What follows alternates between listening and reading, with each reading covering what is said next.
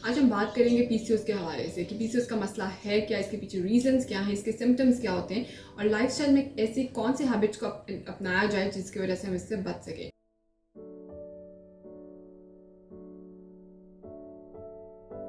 I'm Zoha Suhail. I'm a lecturer at Ashdati Medical College and a clinical nutritionist at Al Murray Hospital in Murham.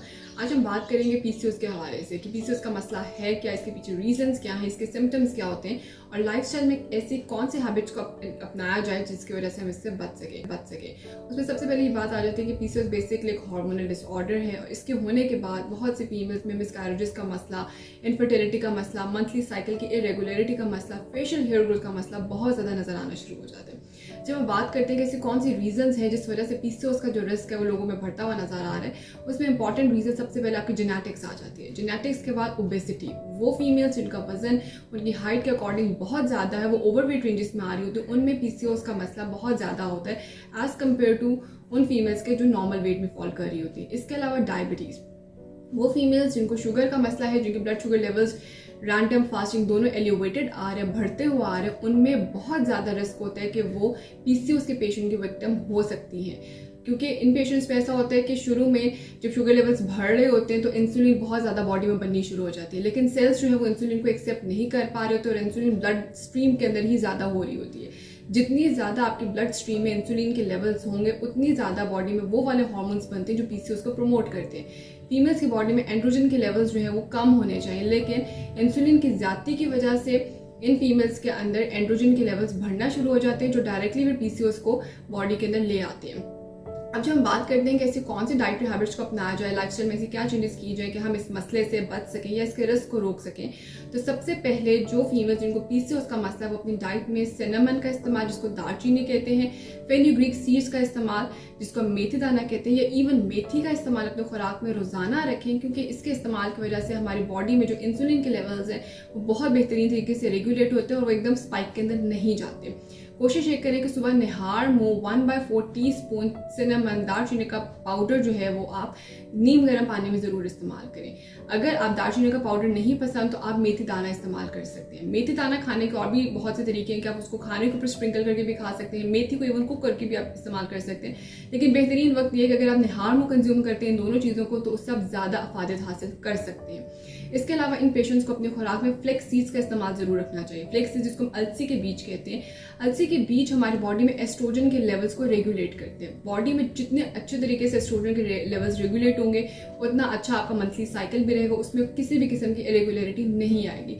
Important बात यह है कि आप किस वक्त इसको कंज्यूम करना है। बेहतरीन वक्त निहार मुंह है, लेकिन अगर निहार मुंह आप दालचीनी इस्तेमाल करें या मेथी दाना इस्तेमाल करें तो आप बेशक फ्लेक्स सीड्स को अपने खाने के अंदर भी इस्तेमाल कर सकते हैं, रोटी में इसको पकाकर इस्तेमाल कर सकते हैं, खाने के ऊपर सिंपल स्प्रिंकल करके इस्तेमाल कर सकते हैं। टोटली डिपेंड करता है कि आप इसको किस तरह से इस्तेमाल करना चाहते हैं।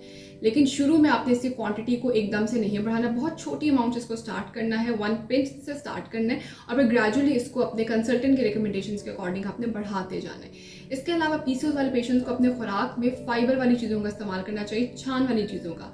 आटा वो वाला इस्तेमाल कर जिसमें छान उसका डला हो। बहुत सी फीमेल्स कंप्लेंट करती है कि उसके अंदर कीड़े हैं या कोई भी ऐसी चीज़ है जो फेंकनी है, तो आप उसको अच्छी तरह से साफ कर लें और बाद में उस छान को अपनी रोटी में ज़रूर ऐड करें। मैदे वाली रोटी से, मैदे वाले आटे से, मैदे वाली अशिया से परहेज करें, क्योंकि ये सब चीज़ें भी आपको पीसीओएस की तरफ लेकर जाती हैं। इसके अलावा ताज़ा फलों का और ताज़ा सब्जियों का इस्तेमाल ज़रूर रखें। फलों में इंपॉर्टेंट बात यह आ जाती है कि फीमेल्स को या लोगों को ऐसा होता है कि हम फल नहीं खाते, हम उसका जूस प्रेफर कर लेते हैं। एक हेल्दी इंडिविजुअल ले उसको कोई मसला नहीं है, लेकिन अगर पीसीओएस वाली फीमेल्स जो है अपनी डाइट में फल की बजाय फल का जूस इस्तेमाल करती हैं तो वो उनकी सेहत के लिए ठीक नहीं है, क्योंकि फल में हमारे पास फाइबर साथ जाता है, जूस में उसका फाइबर जो है वो हम लोग फेंक देते हैं ड्यूरिंग जूस प्रोसेसिंग। तो कोशिश ये करें कि अगर आप फल खाएंगी तो उससे आपको ज़्यादा अफादत हो सकेगी। सब्जियों में कोशिश करें कि ऐसी सब्जियों का इस्तेमाल ज़्यादा रखें जो आपके पास लीफी वेजिटेबल्स हैं, जो हरी सब्जियां हैं जिनमें फाइबर की अमाउंट ज़्यादा है। आलू का इस्तेमाल, अरवी का इस्तेमाल, शलजम का इस्तेमाल अपने खुराक में कम रखें, क्योंकि एक तो ये सब्जियां थोड़ा सा वेट पुट ऑन की तरफ भी लेके जाती हैं और दूसरा पीसीओएस को कम करने में इनका कोई इतना इंपॉर्टेंट रोल नहीं है। लेकिन जो आपकी दूसरी सब्जियां जिसमें आपके पास साग है, पालक है, मेथी है, भिंडी है, ये ऐसी सब्जियां जो पीसीओएस के पेशेंट्स के लिए बहुत ज़्यादा फायदेमंद साबित होती है। इसके अलावा चिकनाई के बारे में जब बात करते हैं तो चिकनाई में ऐसे गोश्त का इस्तेमाल करें जिसमें चिकनाई बहुत कम हो और रेड मीट और मटन के इस्तेमाल से परहेज करें। दूध ऐसा इस्तेमाल करें जिसके अंदर बलाई, उसकी चिकनाई जो है वो बिल्कुल ख़त्म हो गई हो। और दूध और इन सब चीज़ों की जो रिकमेंडेशन है वो टोटली डिपेंड करते हैं कि पेशेंट का वेट कितना है, उसकी हाइट कितनी है, फिजिकल एक्टिविटी कितनी है। तो सेल्फ रिकमेंडेशन के ऊपर ना जाए, अपने कंसल्टेंट के रिकमेंडेशन के अकॉर्डिंग इनको इस्तेमाल करें। इसके अलावा फिजिकल एक्टिविटी, वो फीमेल्स जो पूरा दिन किसी भी किस्म की फिजिकल एक्टिविटी नहीं करती, एक जगह पर बैठी रहती हैं और चीज़ें कंज्यूम करती रहती हैं, उन चीज़ों से ज़रा परहेज़ करें, क्योंकि फिजिकल एक्टिविटी जो है वो पीसीओएस के पेशेंट्स के लिए बहुत ज़्यादा फ़ायदेमंद है। मैं इसमें हरगिज़ ये नहीं कहती कि आप कोई जिम ज्वाइन करें या कोई हैवी एरोबिक एक्सरसाइजेस की तरफ जाएं। सिंपल ब्रिस्क वॉक, सिंपल जो आपकी स्विमिंग है, अगर स्विमिंग करना चाहते हैं स्विमिंग कर लें, ब्रिस्क वॉक करना चाहते हैं ब्रिस्क वॉक कर लें, स्किपिंग करना चाहती है वो कर लें, क्योंकि इससे आपकी इंसुलिन सेंसिटिविटी बॉडी में इंप्रूव होती है। सेल्स जो है वो इंसुलिन को एक्सेप्ट करते हैं और बॉडी में ब्लड शुगर लेवल्स को रेगुलेट करते हैं। तो फिजिकल एक्टिविटी को अपनी आदत में, अपने लाइफस्टाइल में ज़रूर शामिल करें, क्योंकि डाइट के साथ अगर आप फिजिकल एक्टिविटी करते हैं तो आप इस मसले से बहुत अच्छे तरीके से बच सकते हैं। इसके अलावा जंक फूड का इस्तेमाल, बहुत सी फीमेल्स आजकल घरों में है क्वारंटाइन की वजह से, तो जंक फूड का जो रुझान है लोगों में बढ़ता हुआ नजर आ रहा है।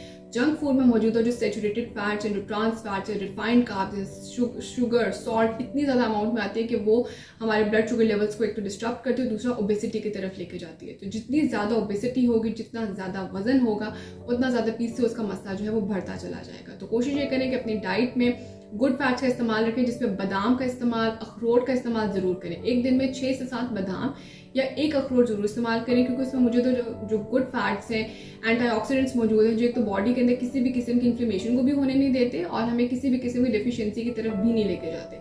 इस टाइम के ऊपर लोग हर किस्म की चिकनाई वाली चीज़ को छोड़ देते हैं कि हमने कोई भी चीज़ कंज्यूम नहीं करनी, लेकिन उसमें इंपॉर्टेंट ये कि आप मोनो अनसेचुरेटेड फैटी एसिड जो बादाम से मिल रहे हैं, अखरोट से मिल रहे हैं, उनका जरूर इस्तेमाल करें। जो सेचुरेटेड फैट्स हैं, जो ट्रांस फैट्स हैं, जो जंक फूड में अवेलेबल है, जो तली हुई अशिया में अवेलेबल है, उनके इस्तेमाल से परहेज करें। अभी मरहम ऐप डाउनलोड करें और किसी भी मसले के लिए 2000 से ज्यादा स्पेशलिस्ट डॉक्टर से ऑनलाइन ऑडियो या वीडियो कॉल के जरिए बात करें।